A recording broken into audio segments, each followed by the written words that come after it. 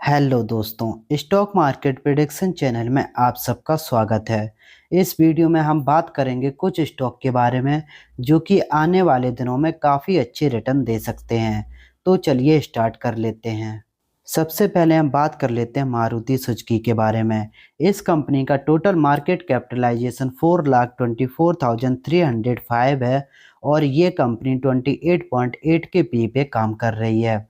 अगर हम इसके फाइनेंशियल रेशियो देखें तो इसका ROCE 21.8% है और ROE 16.8% है और ये कंपनी डेट फ्री है। इसमें प्रमोटर की होल्डिंग 58.19% है और कोई भी प्रमोटर होल्डिंग प्लेज नहीं है और इसमें पब्लिक होल्डिंग मात्र 3.4% है।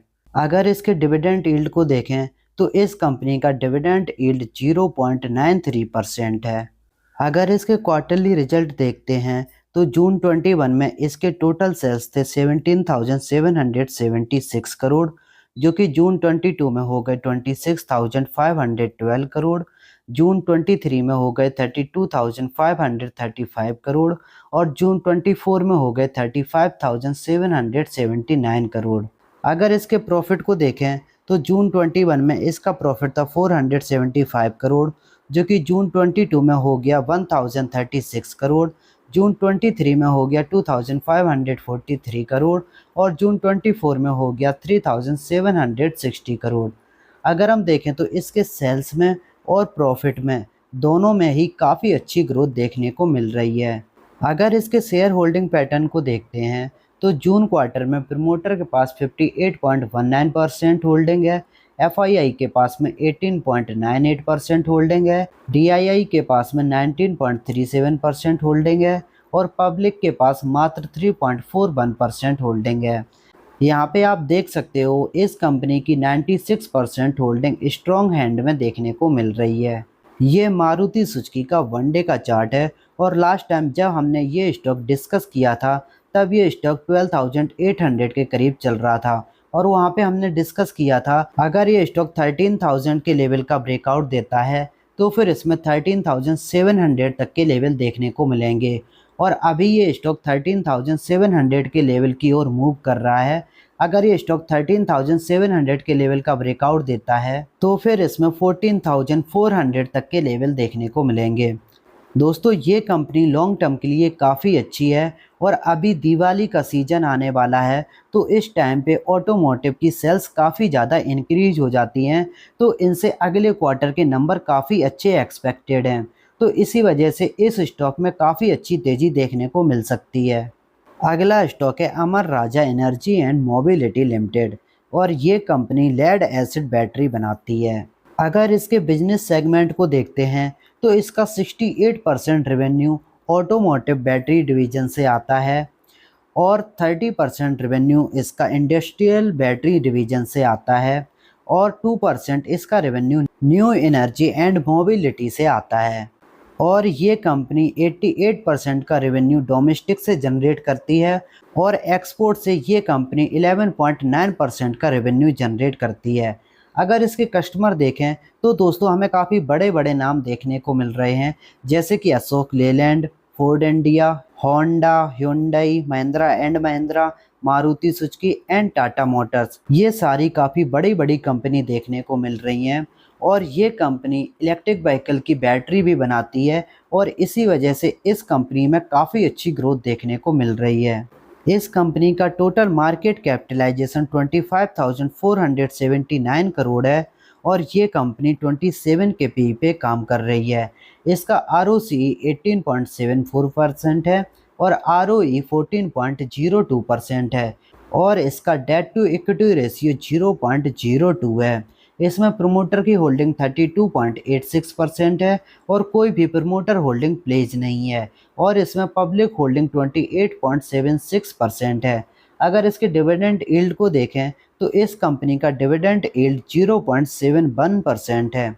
अगर हम देखें तो ये कंपनी अपने पीयर्स से काफ़ी फेयर वैल्यूएशन पे ट्रेड कर रही है। अगर इसकी क्वार्टरली रिजल्ट की बात करें तो जून 21 में इसकी टोटल सेल्स थी 1,886 करोड़, जो कि जून 22 में 2620 करोड़ हो गई, जून 23 में 2771 करोड़ हो गई और जून 24 में 3131 करोड़ हो गई।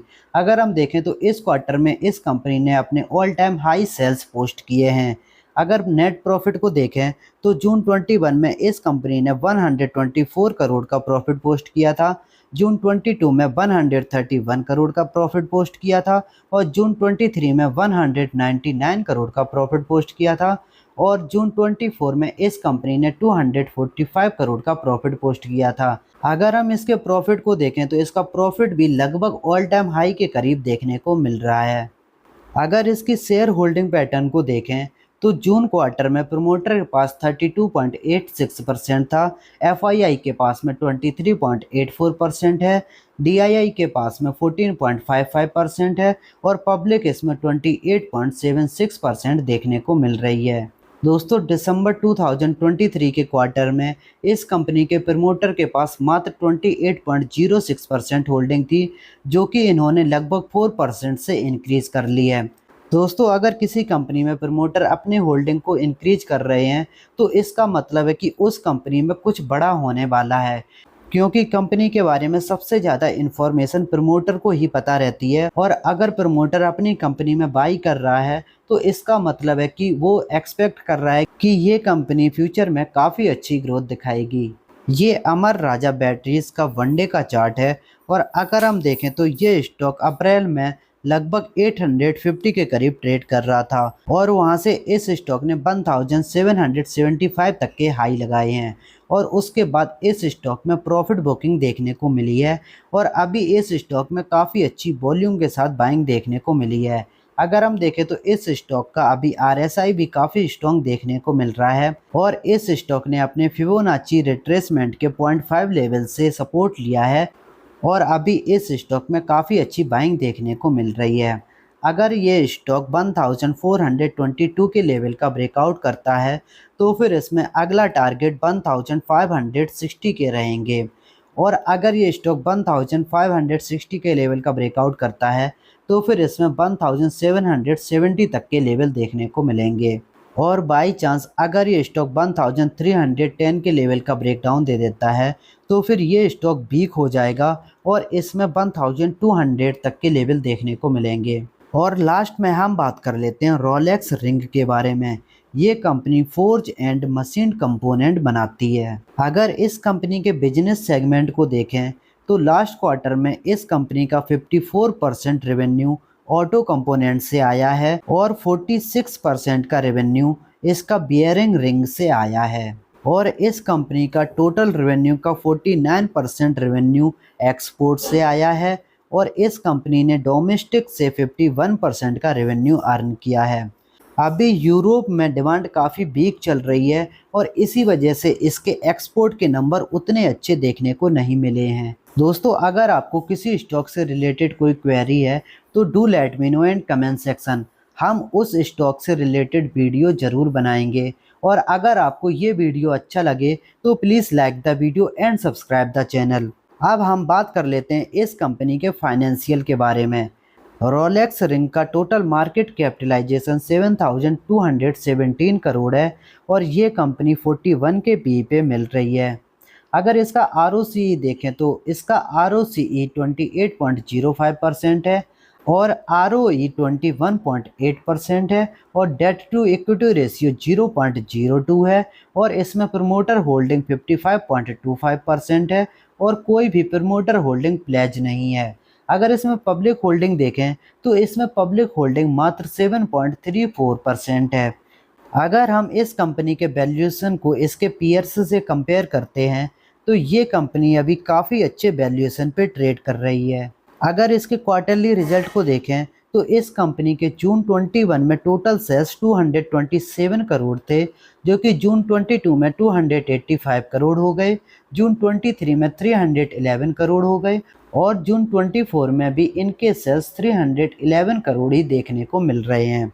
अगर इनके प्रॉफिट की बात करें तो जून 21 में इसका प्रॉफिट था 30 करोड़, जून 22 में 50 करोड़ हो गया, जून 23 में 48 करोड़ हो गया और जून 24 में 50 करोड़ हो गया है। अगर हम देखें तो जून 22 के क्वार्टर के बाद इस स्टॉक के रेवेन्यू में और प्रॉफिट में कोई खास ग्रोथ देखने को नहीं मिल रही है।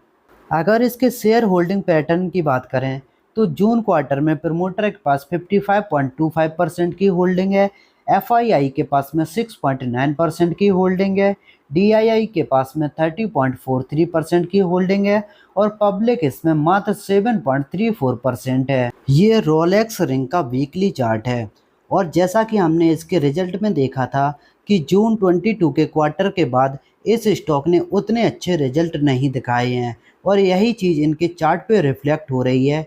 अगर हम देखें तो ये स्टॉक लगभग 2 साल से उसी प्राइस पे कंसोलिडेट कर रहा है और अभी कुछ दिन से इस स्टॉक में बाइंग देखने को मिल रही है। अब हम आ जाते हैं बंडे के चार्ट पे और देखते हैं कि बंडे के चार्ट पे इस पे क्या नज़र आ रहा है। अगर हम देखें तो इस स्टॉक ने अपनी इस ट्रेंड लाइन से बार बार सपोर्ट लिया है और एक काफ़ी अच्छा पुल बैक दिखाया है। इस स्टॉक ने फ्राइडे के दिन 2798 मतलब कि 2800 के लेवल से रेजिस्टेंस फेस किया है।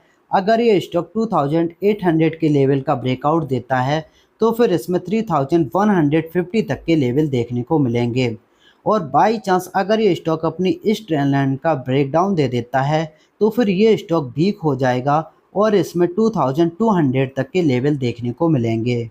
दोस्तों अगर वीडियो अच्छा लगा हो तो please like the video and subscribe the channel. इस वीडियो में इतना ही, मिलते हैं अपने नेक्स्ट वीडियो में।